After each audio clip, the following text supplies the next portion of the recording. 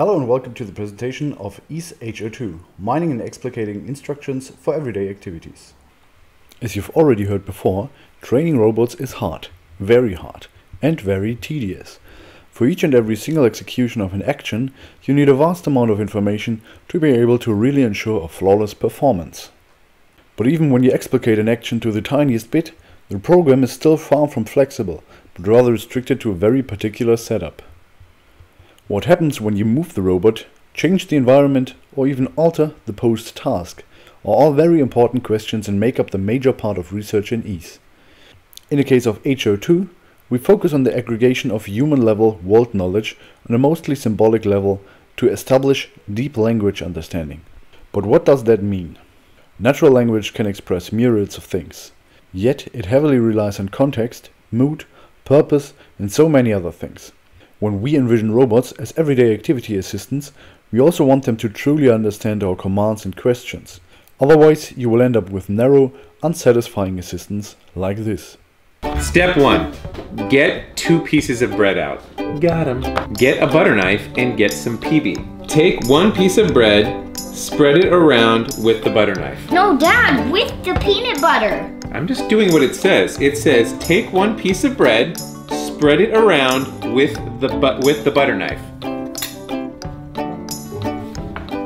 Hold on. Get some jelly, rub it on the other half of the bread. No, Dad, open the jelly. Well, it doesn't say to do that. Put the breads together on top of each other. Take a big bite. This doesn't taste like a peanut butter jelly sandwich. And it's not even the robot's fault if it gets underspecified instructions.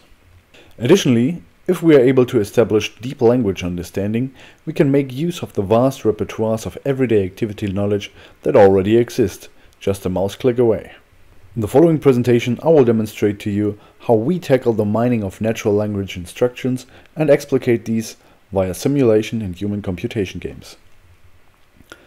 Together with the EASE-subproject P01, embodied semantics for the language of action and change, combining analysis, reasoning and simulation, we constructed a pipeline to turn natural language instructions into robotic knowledge, or to be more specific, into narrative-enabled episodic memories, or short, NEMs.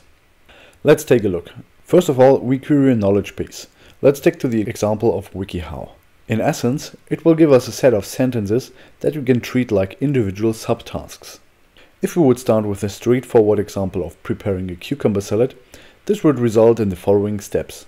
Place the thinly sliced cucumbers into a small bowl, prepare the dressing, pour the dressing over the cucumbers, cover and refrigerate the cucumbers, drain the cucumbers, and place the cucumbers into a serving bowl.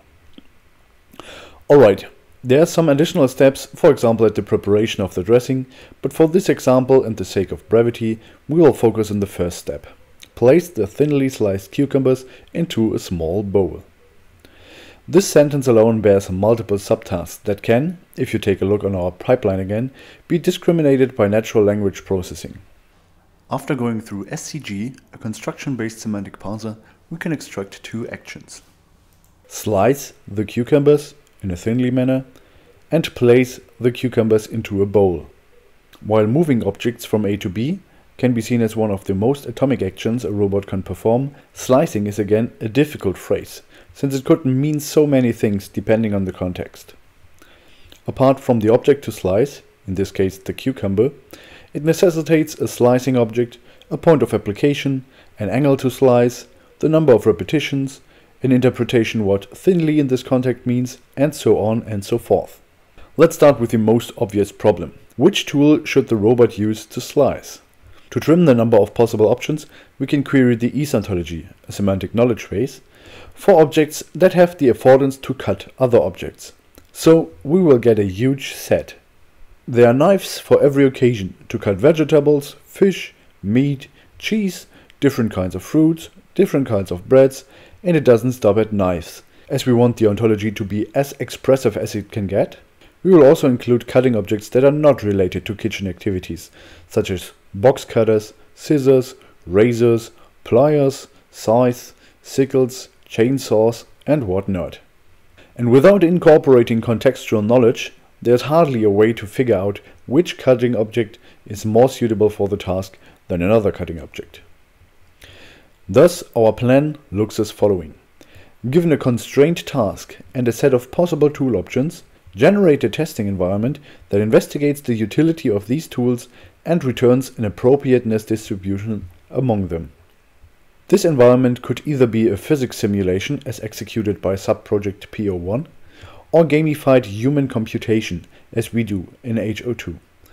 And this environment can take many conceivable shapes. If you're only interested in tool preferences for a task, data collection can start from very simple mechanics. For example, we developed the mobile game Tool Feud, in that we present everyday activity tasks to players and ask them to guess what most other players would have guessed. In this manner, we can extract the most coherent tool choices. Sure, you get a lot of obvious answers, but to facilitate creative answering and making the game more dynamic, the most popular answers are removed as time goes by, and players are forced to make trade-offs between waiting for their preferred tools or go for less popular but still viable solutions. As our first evaluation showed, eliminating answers can lead to a diverse set of feasible solutions while preferences are still conserved, which can be beneficial for robotic decision-making in environments where optimal tools are not always present. But sure, it doesn't stop at those kind of simple games. If you want to harness the capabilities of natural interaction, virtual reality might be the most direct way of recording. Thus, we also developed Kitchen Clash, a gamified everyday activity simulator that transforms input from the former mentioned pipeline into an in-game competitive challenge. If you go back to our cucumber slicing subtask, we employ the following constraints from the pipeline into the game. The player has to interact with a cucumber, the player has to interact with a cutting object, and the player has to use the cutting object with the cucumber. Everything else remains the freedom of the player, whether he chooses to use a kitchen knife or a butcher's knife or butter knife, or whether he decides to cut the cucumber into slices, cubes, or even lengthwise. Every single action, every chosen tool, every hand movement, contact point, and object transformation is recorded and stored in the eventual database. Together with the raw data, so trajectories, tool selections, action sequences and so forth, the efficiency of the session is evaluated, favoring trials with short times and a low number of executed actions. Additionally, players have the opportunity to rate other players' sessions, so that we get quantitative labels for many sessions of the same task that can influence what were usable and what were useless demonstrations. This is a very important issue if you want to make sense of human demonstrations, because of the one factor that decides on the success or failure of human computation: humans. Just to give you an example, we used the opportunity of a public local robotics exhibition to let people play a simple human computation game, where your tasks, for example, include but are not limited to table setting. And if you ask 700 people to set a table, you will get 700 different answers. Some of these will be useful, some of these will be insufficient, and some of these will even be made with the purpose of breaking the game or submitting malicious responses. So if you want to obtain a high data quality of your records, you have to apply countermeasurements, as we did with peer-reviewed quality assessments in Kitchen Clash, or automatic troll detection in Tool Feud, utilizing the wisdom of the crowd. At the moment, we try to get a step ahead and facilitate the classification between useful and useless demonstrations by actively encouraging players to submit malicious behavior on purpose. But of course, we are not collecting only useless data. Within the game Elevator Empire, players construct and establish their own hotel, an environment that is full of everyday activity services. Over the long term, possibilities for furniture, dishes, decorations, room management and so on unlock, attracting more and more guests and demanding more and more optimized employee coordination. And here's where human computation comes into play again.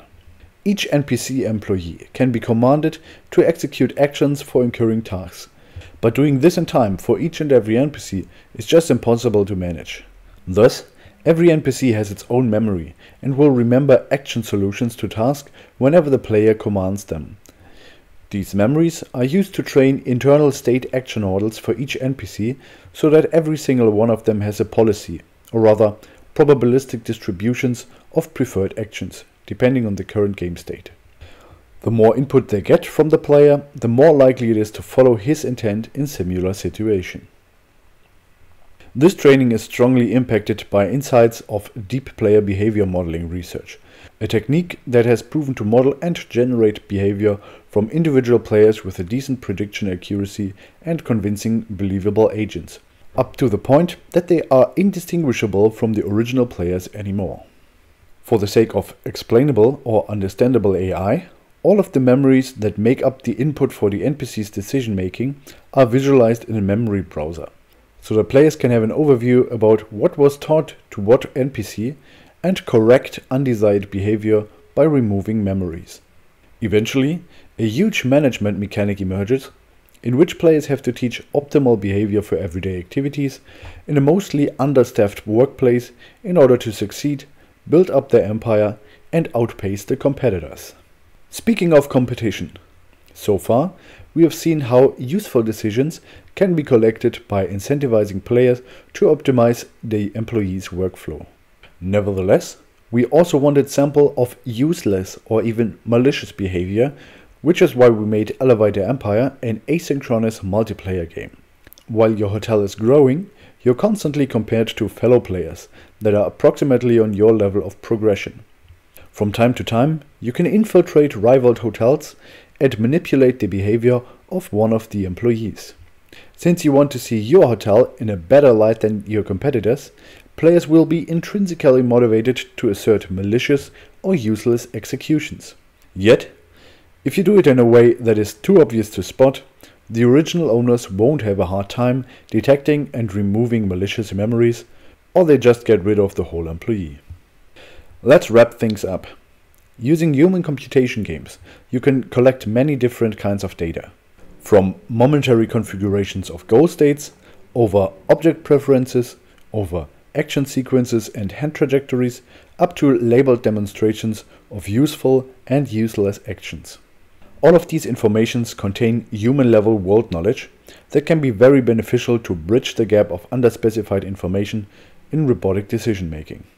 Integrating this knowledge into our example problem, we would know that choosing a kitchen knife to cucumber is a good idea, choosing some other types of knives might be less popular but still feasible, choosing scissors would be labeled as a bad idea in this case, performing the cutting action from the top with a 90-degree angle is a viable strategy, and maybe even more implicit information.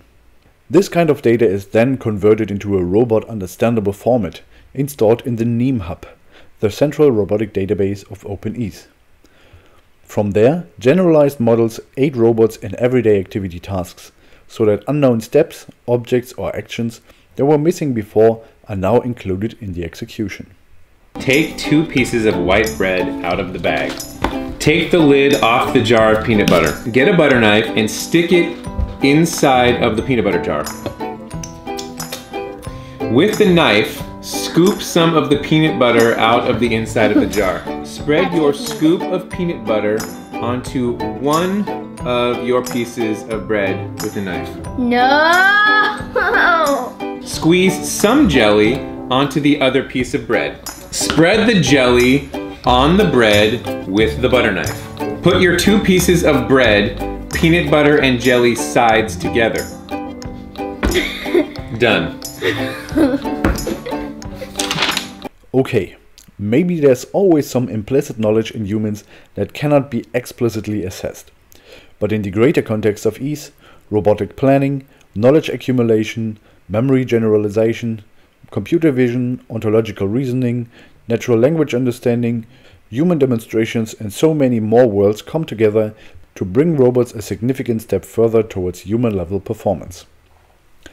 Thank you for listening to the project overview of H02, Mining and Explicating Instructions for Everyday Activities.